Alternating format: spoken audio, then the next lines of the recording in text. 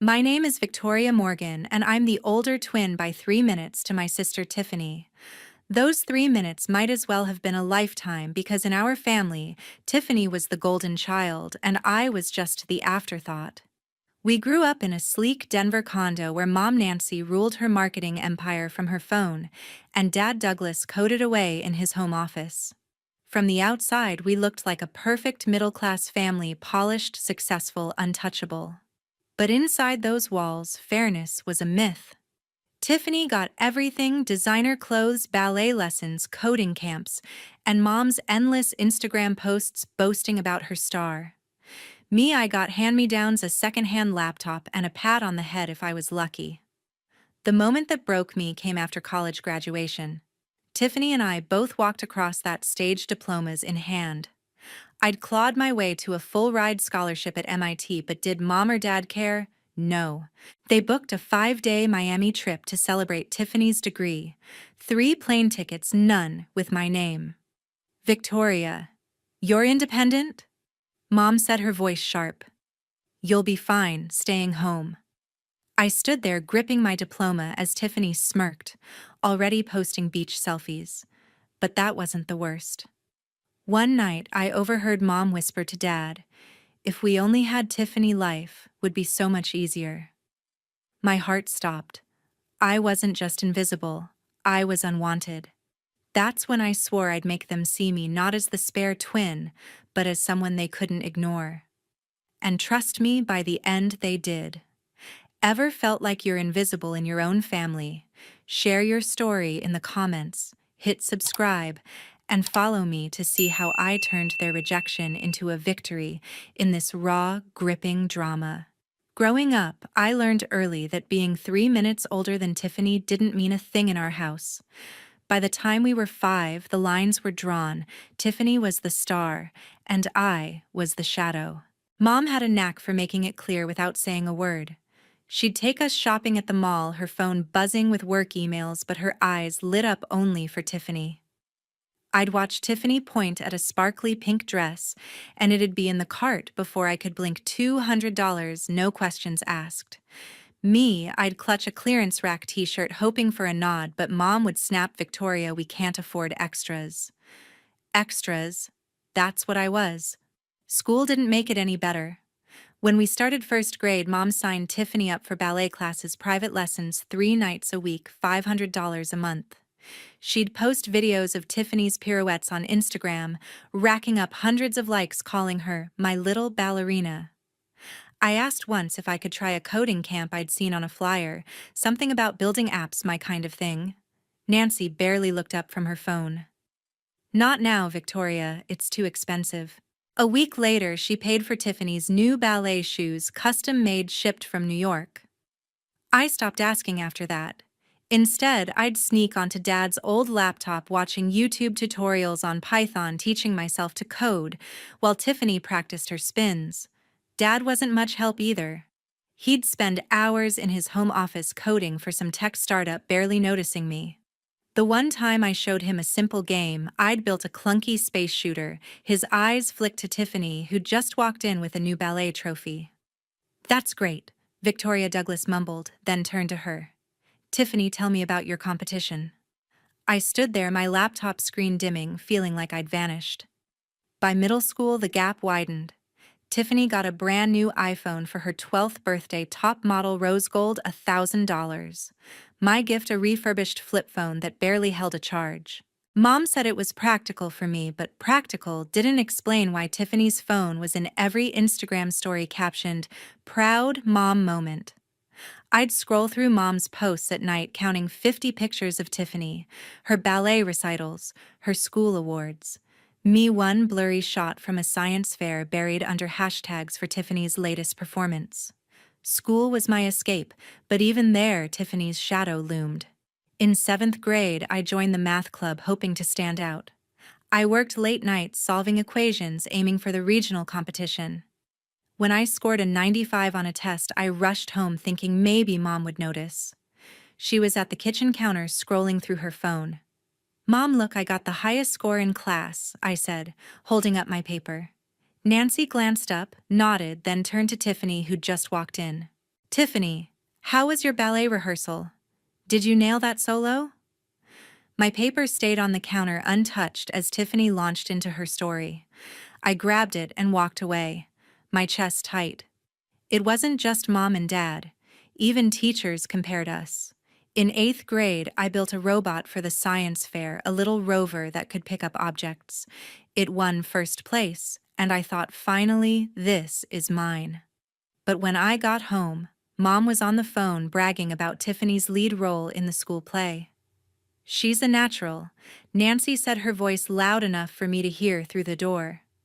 My trophy sat on my desk gathering dust while Tiffany's play got a full Instagram album, 10 photos complete with heart emojis. High school made it worse. Tiffany joined the coding club not because she cared, but because it looked good on college apps. She barely showed up yet.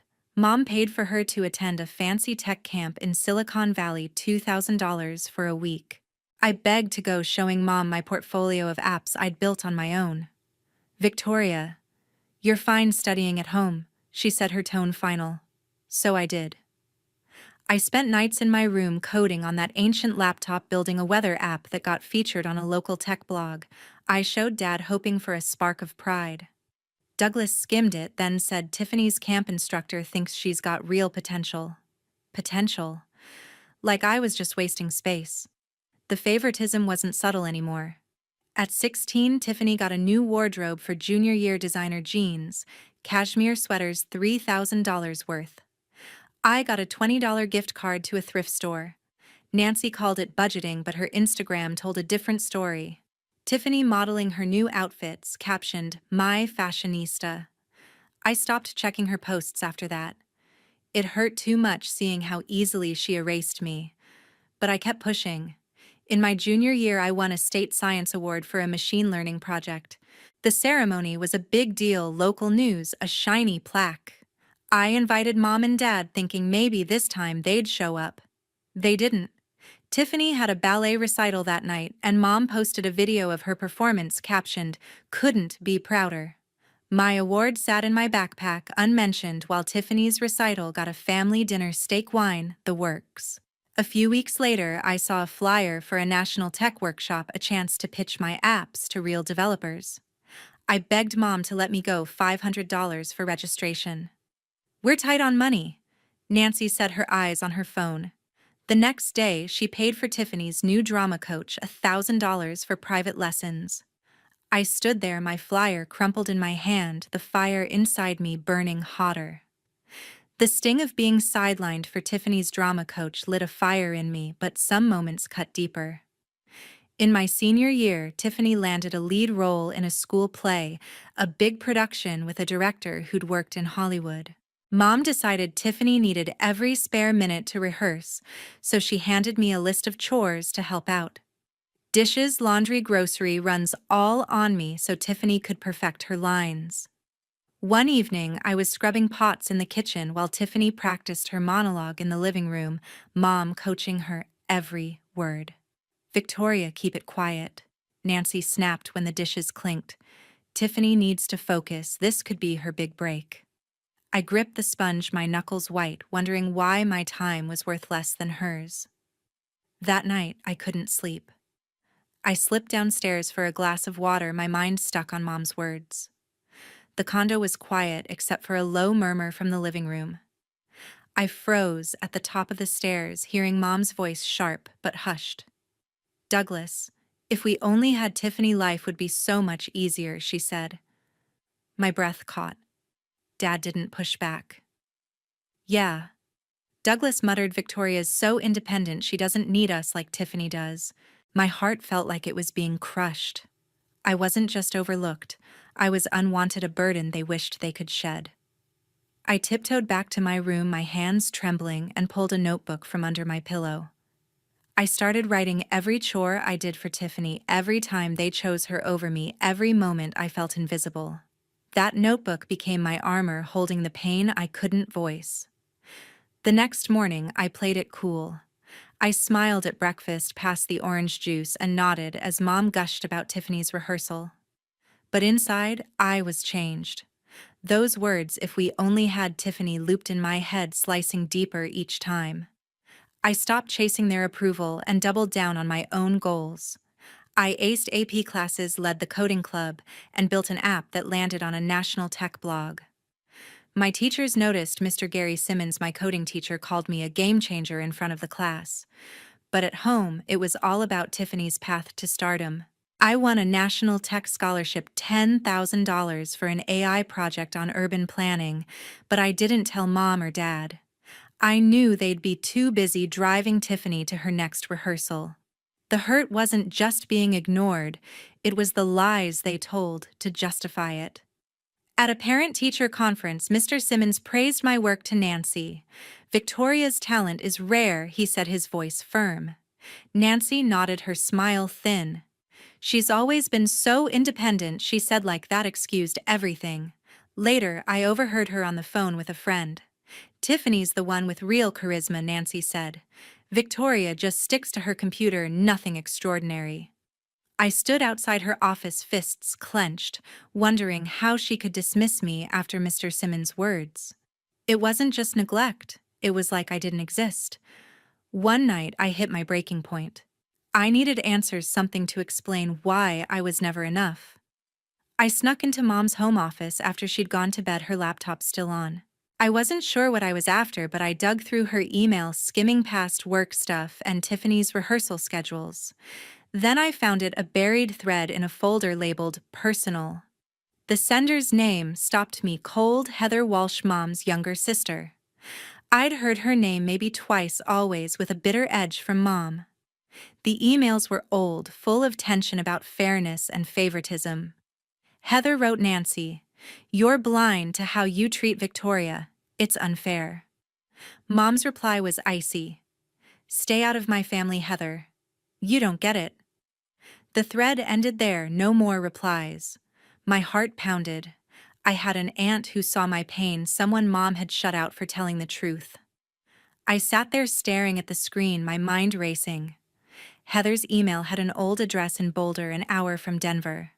I scribbled it down, my hands shaking.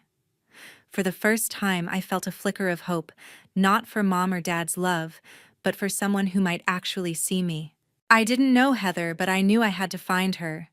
That email was a lifeline, a way out of the lie that I was nothing. I shut the laptop, slipped back to my room, and tucked the address into my notebook. I wasn't sure what was next, but I knew I wasn't alone anymore. Finding Heather's email changed everything. That weekend, while Mom and Tiffany were off at another rehearsal, I took a bus to Boulder, an hour from Denver.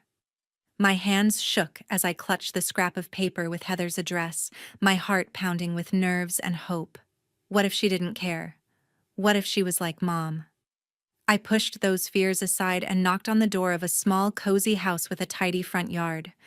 A woman in her late 30s answered, short brown hair, warm eyes, a coding textbook under her arm. "You must be Victoria." "Heather," said her voice, soft but sure, like she'd been expecting me. I nodded, my throat tight, and she pulled me into a hug so warm it felt like she was holding on to a lost piece of herself. Inside Heather's house was nothing like our cold condo. Bookshelves overflowed with coding manuals and sci-fi novels. A laptop hummed on her kitchen table next to a steaming coffee mug. She sat me down, poured me tea, and asked about my life, not just school, but me, the real me. I spilled everything: Mom's favoritism, Dad's indifference, the chores I did so Tiffany could chase her dreams. "Nancy was always like that," Heather said, her voice heavy with regret. "When we were kids, she needed to be the star. I called her out for how she treated you, and she cut me off, hasn't spoken to me in years." I sat there, my tea cooling, realizing Mom hadn't just erased me, she'd erased anyone who challenged her. Heather didn't just listen, she became my mentor. A freelance programmer for startups, she saw potential in me. Mom never did. "You've got a real gift," she said, scrolling through my weather app on her laptop. She started teaching me advanced coding, Python frameworks, machine learning tools I'd only read about online. We'd spend weekends in her home office debugging code, laughing over my rookie mistakes. For the first time, someone believed in me without me having to beg for it. One afternoon, after we'd finished a tough algorithm, Heather handed me a small box. Inside was a key fob with a Tesla logo. "It's a Model 3, she said, pointing to a sleek white car outside. "For you, Victoria, your own path." My eyes stung not from pain, but from trust. $40,000 worth of trust Mom and Dad never gave me. I kept the Tesla at Heather's, not ready to bring it home. Instead, I took a part-time job at a tech library near school, organizing coding workshops for kids and shelving books on AI. The pay was modest, about $100 a week, but it gave me independence. I'd spend evenings there sketching ideas for a new AI project, one that could optimize energy use in cities. Heather helped me refine it, and I submitted it to a national science scholarship. When the acceptance letter came, $20,000 and a spot in a research program, I felt a rush like never before. I told Mom and Dad at dinner, sliding the letter across the table. "That's nice, Victoria." Nancy set her eyes on her phone. "Tiffany, how's your play coming along?" Tiffany smirked, diving into a story about her latest role. Dad nodded, barely glancing at me. I folded the letter and left my heart steady but not surprised. Their indifference didn't stop me. I kept working, balancing school, the library job, and weekends with Heather. My AI project started getting noticed. One tech blog called it groundbreaking, and it hit 1,000 downloads. Mr. Simmons, my coding teacher, pulled me aside after class. "Victoria, you're going places," he said, his voice firm. "Don't let anyone tell you otherwise." I nodded, gripping my backpack, but at home it was all about Tiffany. Mom booked her another drama coach, $2,000 for private lessons, while my name in a tech magazine went unnoticed. Dad stayed glued to his laptop, muttering about work. Their silence was deafening, but it didn't break me. Heather's lessons, the Tesla key, the scholarship, they were my strength. Every trip to Boulder made me feel bigger. Heather's house was my safe haven, where I could be myself without fighting for it. She'd share stories of breaking free from Mom's shadow, building her own life as a coder. "You're not just surviving, Victoria," she said one evening, her eyes locked on mine. "You're creating something they can't touch." I held on to those words, letting them drown out Mom's dismissals and Tiffany's smirks. I wasn't the spare twin anymore. I was someone with a future, ready to make them see it on my terms. Graduation day was a whirlwind of cheers and navy blue gowns at Denver University. I stood on the stage, clutching my diploma, announced as valedictorian class of 2025. The crowd's cheers echoed, but my eyes fixed on the empty family seats. Mom and Dad were in Miami, throwing a 5-day celebration for Tiffany's graduation, sun-soaked beaches, cocktails, all for her. They'd booked 3 plane tickets, none for me. "Victoria, you'll be fine," Mom had said over the phone, her tone sharp. "This is Tiffany's moment." I gripped my diploma, my chest tight, as Tiffany's Instagram flooded with posts captioned "Family Paradise." I'd just secured a full-ride scholarship to MIT, tuition, housing, everything covered, but no one at home cared enough to notice. After graduation, I threw myself into preparing for MIT.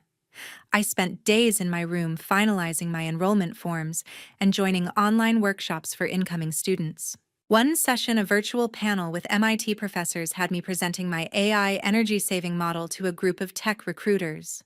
I practiced for hours, perfecting every answer, hoping Mom and Dad might watch the live stream link I'd sent them. They didn't. Tiffany had a drama showcase that evening, and Nancy was there recording every line for her portfolio. Mr. Simmons, my coding teacher, messaged me after the panel. "You were phenomenal, Victoria," he wrote. But at home, it was like I didn't exist. The day they returned from Miami, I was taping up my last box in the condo. The SUV rolled into the driveway, and Mom, Dad, and Tiffany stepped out, tanned, laughing, suitcases piled high. Tiffany strutted in a designer sundress, her hair styled like a starlet. Mom's eyes caught the Tesla Model 3 parked outside, a gift from Aunt Heather I hadn't mentioned. "Whose car is that?" she asked, her tone slicing the air. I twirled the key fob, my voice steady. "Mine," I said. "Aunt Heather gave it to me for graduation." The room froze. Nancy's jaw clenched, her phone already in her hand. Dad's eyes widened and Tiffany let out a sharp scoff, half jealous, half mocking. Nancy dialed Heather on speaker before I could speak. "Heather, it's Nancy," she said, her voice trembling with fury. "A $40,000 Tesla." "Are you serious?" Heather's voice came through, calm and unyielding. "Nancy, I gave it to someone who's earned it. Victoria deserves it." Mom's face flushed red. "Tiffany needs a car too. She's got college auditions." I nearly laughed. Tiffany, fresh off a Miami trip draped in designer gear, needed a car. Heather didn't flinch. "You've given Tiffany everything, Nancy. Victoria's been invisible to you for years."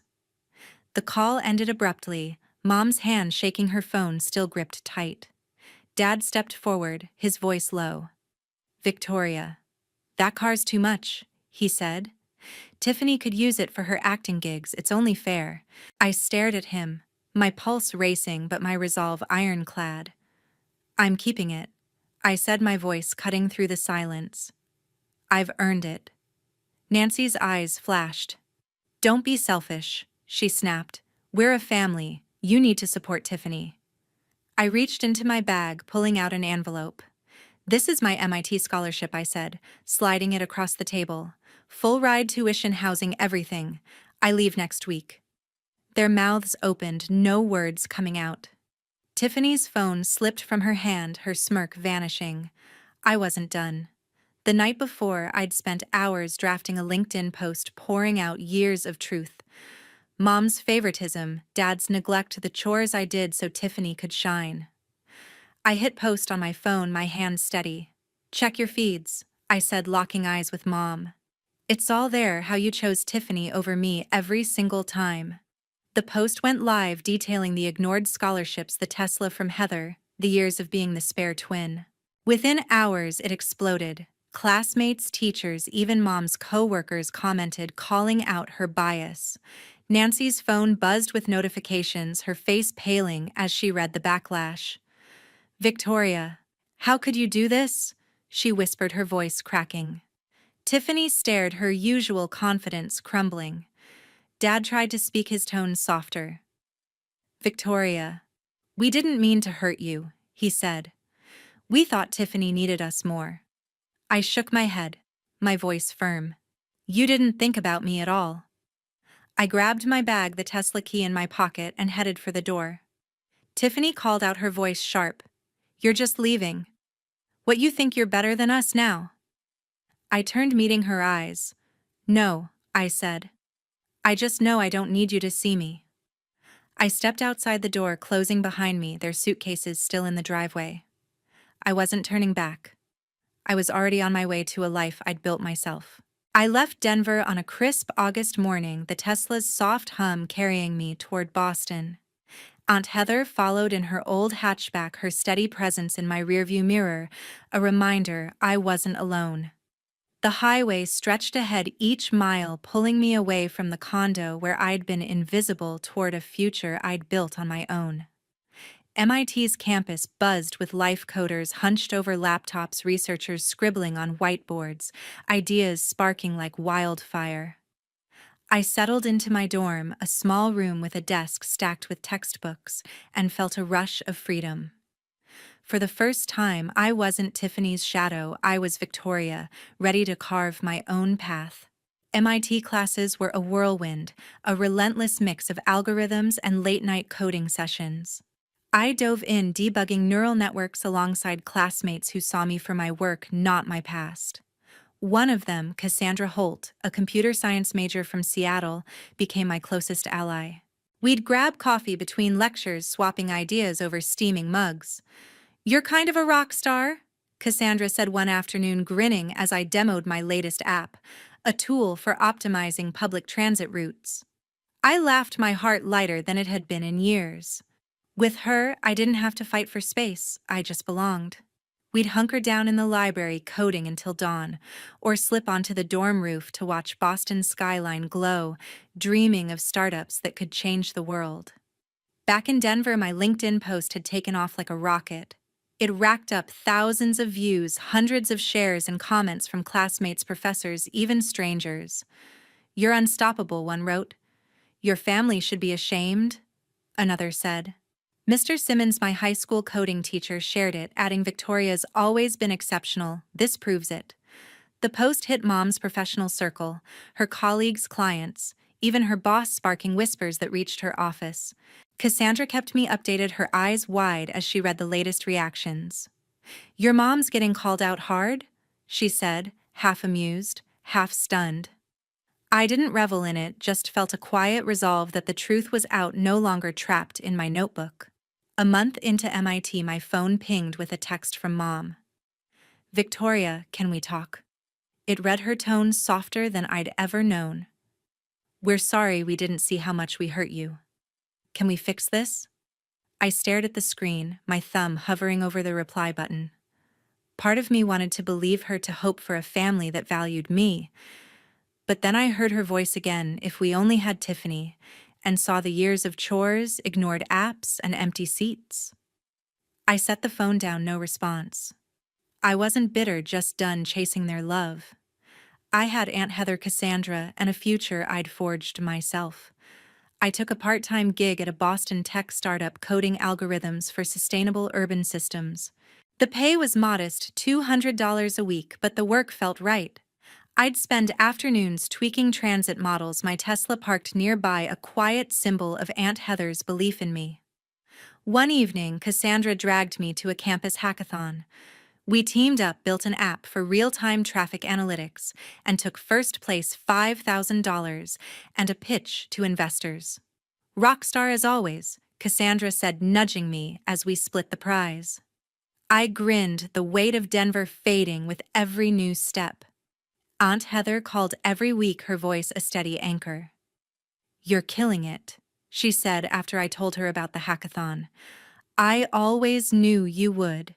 I clutched the phone, my eyes stinging, not from pain, but from being seen. She sent care packages, coffee beans, tech magazines, notes that read, "Keep shining, Victoria." I pinned them to my dorm wall next to my MIT letter and Tesla key, proof that love didn't need conditions. 2 months later, Mom texted again. "Victoria, we miss you," she wrote. "Tiffany's struggling in college, she could use your help. We're still family, right?" I read it, my heart calm. Tiffany struggling. Maybe. But I'd carried her weight for years and I was done. I didn't reply, didn't block her, just let the message sit. I wasn't running from them. I was running towards something bigger. My app downloads soared, 40,000 and counting.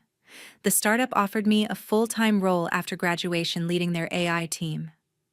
I said yes, no hesitation. Boston became more than a city, it was my home. I'd walk through campus, my backpack heavy with code and ambition, feeling the freedom of being enough. Cassandra and I hit late-night diners, splitting fries and sketching out our next project. One night, under the neon glow of a diner sign, she asked, "Do you ever think about going back?" I shook my head. "I'm already where I belong," I said. I'd spent years chasing a spotlight that wasn't mine, but now I had my own bright, unapologetic, built line by line. Choosing myself was the hardest thing I'd done, but it was worth it. I didn't need Mom's apologies or Tiffany's approval to know my worth. I found it in Aunt Heather's trust, Cassandra's friendship, and the code I wrote. Family isn't just where you start, it's where you're seen, where you're enough.